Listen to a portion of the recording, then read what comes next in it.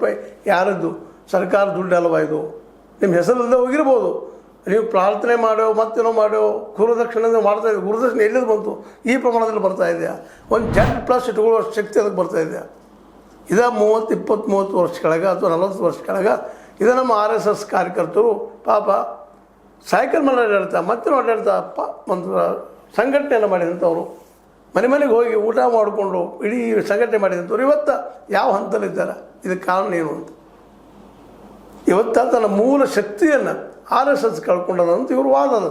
ಹೀಗಾಗಿ RSS ಏನೇನು ತಪ್ಪು ಮಾಡ್ತಾ ಇದೆ ಅನ್ನೋದನ್ನು ಅವ್ರ ಮುಖಕ್ಕೆ ಹಿಡಿಯುವಂಥ ಕೆಲಸವನ್ನು ಮಾಡುವ ದಿಶೆಯಲ್ಲಿ ಮತ್ತು ಅದನ್ನು ಎದುರಿಸಲೇಬೇಕು. ಇವತ್ತು ಕಾಂಗ್ರೆಸ್ಗೆ ಅಧಿಕಾರವನ್ನು ಕಸ್ಕೊಳ್ಬೇಕಾಗಿತ್ತು ಅಥವಾ ಮುಂದೆ ಹೋಗ್ಬೇಕಾಗಿತ್ತಪ್ಪ ಅಂದ್ರೆ ಅವ್ರಿಗಿರುವ ಒಂದು RSSನ್ನು BJP ಹೊಡೆಯುತ್ತಿದ್ರು RSS ಮೂಲನ ಹಿಡಿಯುವಂಥ ಕೆಲಸವನ್ನು ಮಾಡ್ತಾ ಇದ್ದಾರೆ.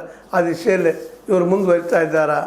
ಖರ್ಗೆ ಅವರು, ಅದಕ್ಕೆ ರಾಹುಲ್ ಗಾಂಧಿ ಆಯಿತು, ಕಾಂಗ್ರೆಸ್ ಆಯಿತು, ಎಲ್ಲರೂ ಬಂದಿದ್ದಾರೆ ಅನ್ನೋದ್ರ ವಿಚಾರ ಮಾಡಿದಾಗ ನಿಶ್ಚಿತವಾಗಿಯೂ ಈ ನೋಂದಣಿ ಕೇಳುವಲ್ಲ ಇಡೀ ಕಾಂಗ್ರೆಸ್ ಜಾತ್ಯಾತೀತ ಶಕ್ತಿ ಇದ್ದಂತೆ ಎಲ್ಲ ಇವತ್ತು ಪ್ರಾದೇಶಿಕ ಪಕ್ಷಗಳು ಸಹಿತ ಈ ಪ್ರಶ್ನೆ ನಿಧಾನಕ್ಕೆ ಗೆದ್ತಾ ಇದ್ದಾವೆ. ಅವ್ರಿಗೂ ಗೊತ್ತಾಗಿದೆ ಇವತ್ತು ಇನ್ನು ನಮಗೆ ಅಧಿಕಾರ ಇಲ್ಲಪ್ಪ, ಕೇವಲ BJP ಅದರಲ್ಲಿರುವಂಥ RSS, ನಾವು 3 RSSನ್ನು ಎದುರಿಸ್ಬೇಕಂತೇಳಿ ಈ ದೇಶದ ಪ್ರಾದೇಶಿಕ ಪಕ್ಷಗಳು ಸಹಿತ ರೆಡಿ ಆಗ್ತಾ ಇದ್ದಾವೆ.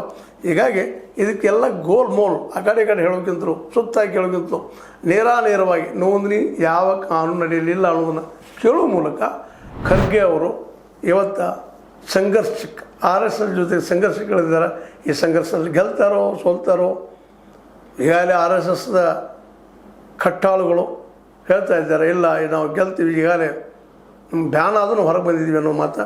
ಆದರೆ ಈ ಸಲ ಮಾತ್ರ ಅಂದುಕೊಂಡ್ರೆ ಸುಲಭಿಲ್ಲ ಅನ್ನೋದು ಎಲ್ಲರಿಗೂ ಅನಿಸ್ಲಿಕ್ಕೆ ಶುರು ಮಾಡಿದ. ಯಾಕಂದರೆ ಈಗಾಗಲೇ ಈ ಹಿಂದೆ ಆದಾಗ ಏನಿತ್ತು, RSS ಅಧಿಕಾರದಲ್ಲಿರಲಿಲ್ಲ, ಇವತ್ತು ಅಧಿಕಾರದಲ್ಲಿ ಅದ. ಈಗೇನಾಗ್ಯದಪ್ಪ, ಕಾಂಗ್ರೆಸ್ ಅಧಿಕಾರ ಬಂದು ಏನಾಯಿತು, ಇವತ್ತು RSS ಮತ್ತು BJP ಆಗ್ತಾಯಿದೆ ಅನ್ನೋದು ಎಲ್ಲರಿಗೂ